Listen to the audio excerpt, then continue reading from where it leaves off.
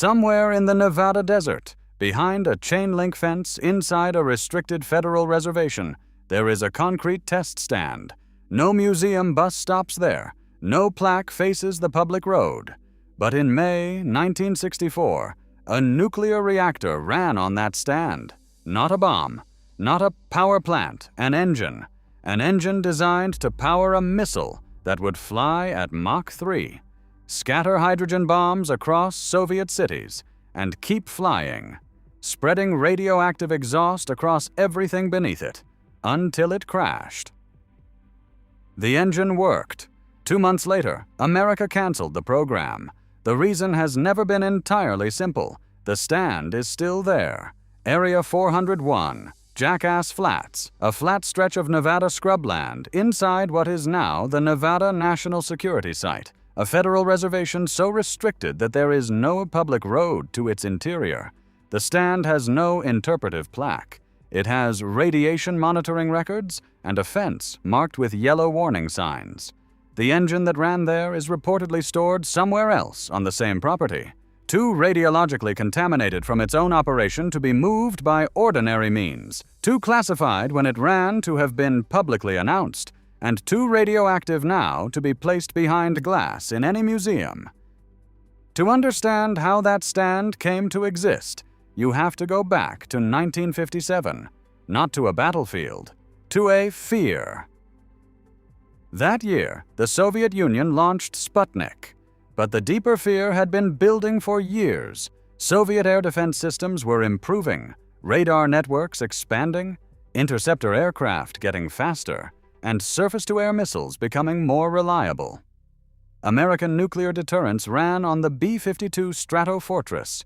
The bombers would reach their targets. The Soviet Union would stop functioning as a military power. The plan required the bombers to get through. Soviet defenses were making that assumption look fragile.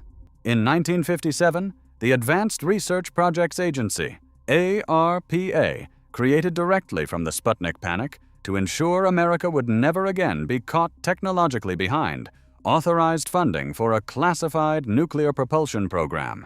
The concept, a cruise missile driven not by jet fuel, but by a nuclear ramjet engine. Uranium fission would heat incoming air to temperatures of several thousand degrees Fahrenheit and generate thrust. No fuel tanks meant no range limit. A missile that could reach any target on Earth and keep flying long after its weapons were released.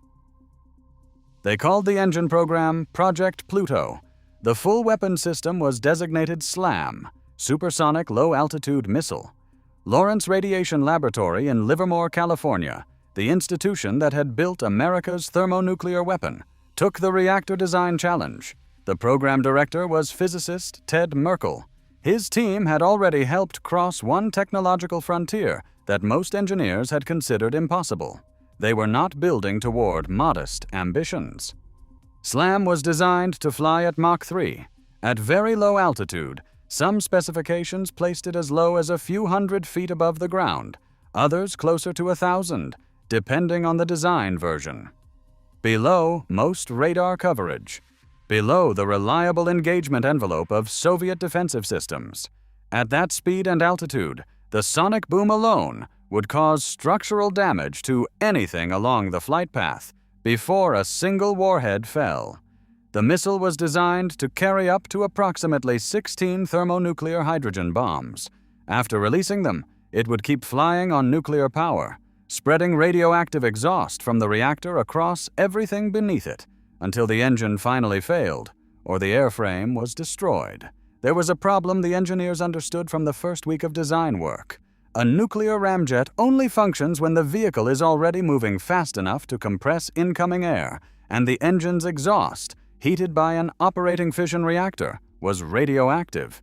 Testing it in actual flight was impossible over any inhabited, sovereign, or allied territory. So the test had to happen without the flight. At Jackass Flats, engineers ran approximately 4,000 feet of large diameter piping from a massive compressed air tank farm to the test stand, nearly 3/4 of a mile of infrastructure built to simulate the Mach 3 airflow the engine required. The Nevada test site was federal land, already fenced, already classified, already radiologically burdened from decades of atmospheric and underground nuclear bomb detonations. The additional contamination from reactor exhaust tests was, in the grim institutional logic of the era, manageable. The test stand was built, the pipes were laid, the air tanks were filled. A health physics monitoring team was assigned to measure radiation before and after each test. A security perimeter was established around an engine that barely anyone in America knew existed. In the Nevada desert, 3/4 of a mile of fake flight had been constructed because the real flight was too dangerous to attempt anywhere on Earth. That was not an engineering problem Merkel's team expected to solve later. That was the first evidence of what the program actually was. On May 14, 1961, the Tory 2A engine ran at Jackass Flats for a brief test at low power. It produced thrust. Not much, not at full design capacity, but measurable, real, documented thrust from a nuclear ramjet engine, the first time in human history that had ever happened. The engineers at the control building, positioned at a safe standoff distance from the test stand, recorded the numbers. There was no press release, no television coverage, no public statement from the Department of Defense. The world's first nuclear ramjet engine had just run, and almost nobody on Earth knew it. That was the nature of Project Pluto's social world. The engineers at Lawrence Livermore held clearances that had originated in the Manhattan era. Their families knew they worked on something classified. The workers who built and operated the test complex at Jackass Flats checked their dosimetry badges at the gate. Health physics monitors briefed the crew before each test run, cleared the area around the stand, and measured the radiological output afterward. The compressed air tank farm had to be refilled and repressurized before each test, a significant logistics operation in the middle of the Nevada desert. Shift workers commuted from Las Vegas or lived in temporary test site housing. They worked inside a reservation already defined by restricted zones, classified programs, and federal security infrastructure, where one more nuclear program was simply another section of fencing. And they were building something genuinely unprecedented. The reactor at the heart of the Tory engine was not a simplified version of an existing design. It had to be compact enough to fly, powerful enough to generate sustained Mach 3 thrust, and capable of operating at temperatures that would destroy almost any conventional material. The solution was ceramic fuel elements, thousands of individual components machined from uranium dioxide in a beryllium oxide matrix, each one engineered to survive continuous temperatures of several thousand degrees Fahrenheit while a nuclear reaction ran through them. The exact count of fuel elements varied by reactor design iteration, but the engineering challenge was the same, regardless of version. Create a structure that contains an operating fission reactor and simultaneously produces propulsion in a form small enough to eventually be mounted inside a missile airframe. That had never been done. Merkel's team did it.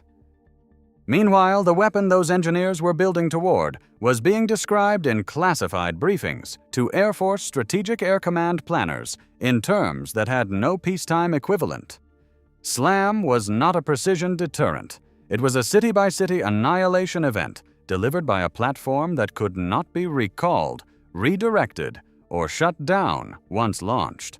At Mach 3 and low altitude, below the reliable coverage of Soviet radar networks, below the effective engagement envelope of most defensive systems of the era, SLAM would have been nearly impossible to stop. The sonic boom from the missile's passage would have caused structural damage to buildings and infrastructure along the entire flight path before a single warhead was deployed. The thermonuclear payload, up to approximately 16 hydrogen bombs depending on the design specification, would have eliminated multiple Soviet cities on one flight. And then the missile would continue flying on its nuclear engine, spreading radioactive exhaust across whatever remained below until the reactor wore out or the airframe was brought down. The exhaust was not a side effect. It was a second weapon. Everything beneath the flight path received a radiological dose from the reactor running overhead.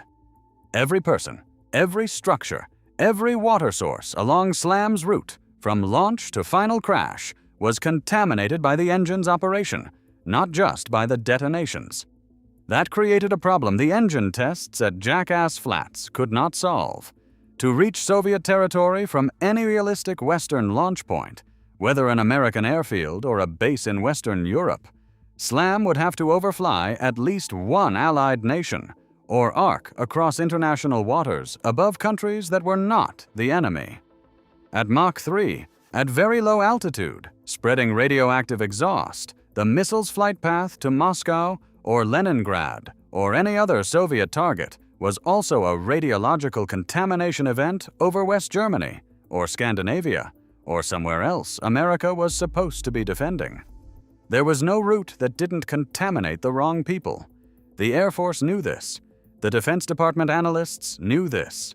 The program continued because the Tory engine hadn't been fully proven yet, and because the Soviet air defense threat remained real, and because the institutional momentum of a classified 7-year program is a force of its own.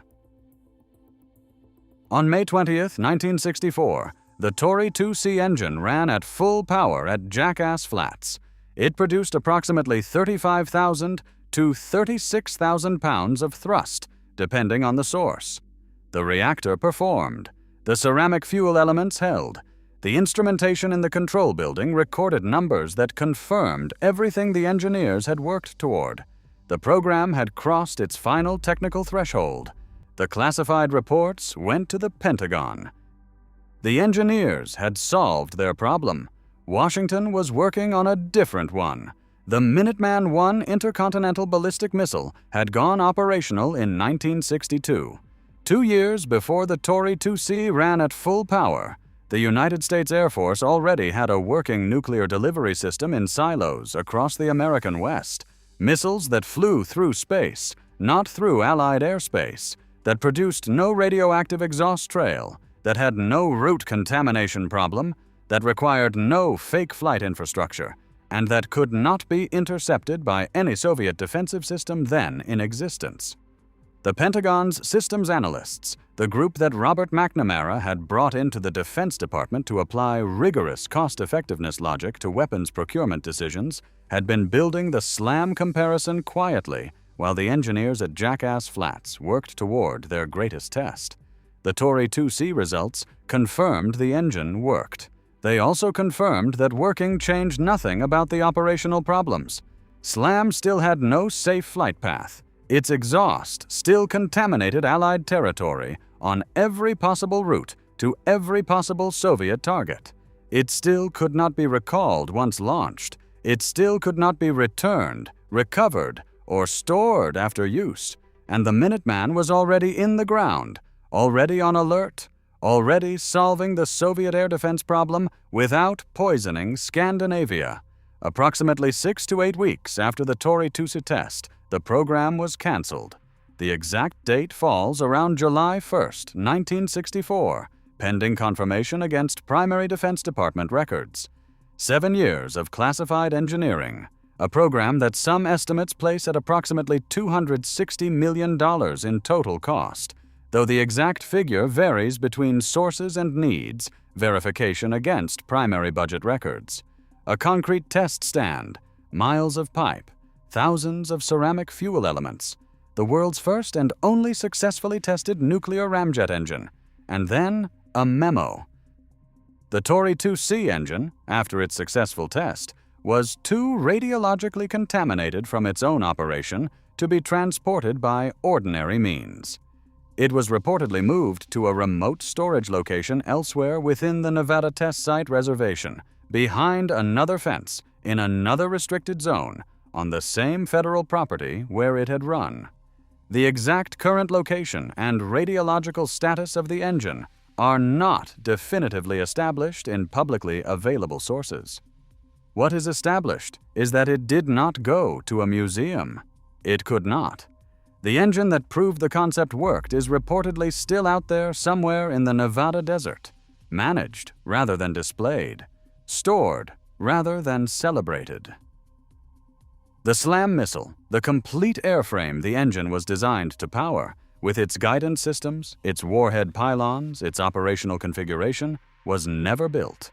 not a prototype, not a mock-up intended for anything beyond design documents. The most terrifying weapon in this story never fully existed. Only its engine ran. Only the engine remains. Area 401 at Jackass Flats still sits within the Nevada National Security Site, the successor organization to the Nevada Test Site. The reservation is still federal land, still fenced, still stricted. The NNSS occasionally allows limited public and educational tours into the general Jackass Flats area, civilians standing in the desert near the Pluto test site, most of them with only a partial understanding of what the concrete stand nearby once held. The specific radiologically managed areas remain off-limits. The contamination monitoring records continue. 60 years after the program ended, the physical legacy of Project Pluto is still being actively managed by federal personnel whose job is to track what the engine left behind. The weapon designed to spread radioactive contamination across Soviet territory is itself a contamination management responsibility in the Nevada desert. That is not an irony someone constructed. That is the physical outcome of the program, documented in ongoing NNSS records. What Project Pluto ultimately proved was not that nuclear propulsion was impossible. It proved the opposite. The engine worked. The ceramic fuel elements held at temperatures that should have destroyed them. The reactor produced thrust that would have powered a Mach 3 cruise missile across continental distances. The engineers at Lawrence Livermore crossed a technological frontier that no team before them had crossed, under security restrictions that prevented them from telling the world they had done it, and produced a result that the strategic environment had already made irrelevant before the test ran. There was no safe version of success, not because the engineering failed, because the weapon that emerged from success had no usable form. It could not be flown over Allied territory. It could not be retrieved. It could not be stored after operation. It could not be displayed. It could not deter an enemy who did not know it existed. And by May 1964, a cleaner, simpler solution was already underground in silos across Montana and Wyoming, waiting on a launch command. The concrete test stand at Jackass Flats is still there. The warning signs around the restricted area still use the same radiation hazard language from the Cold War, still active, still accurate. The engine that ran on that stand is reportedly somewhere else on the same property, behind another fence. The mission that built the stand has been dead for 6 decades. The contamination is not.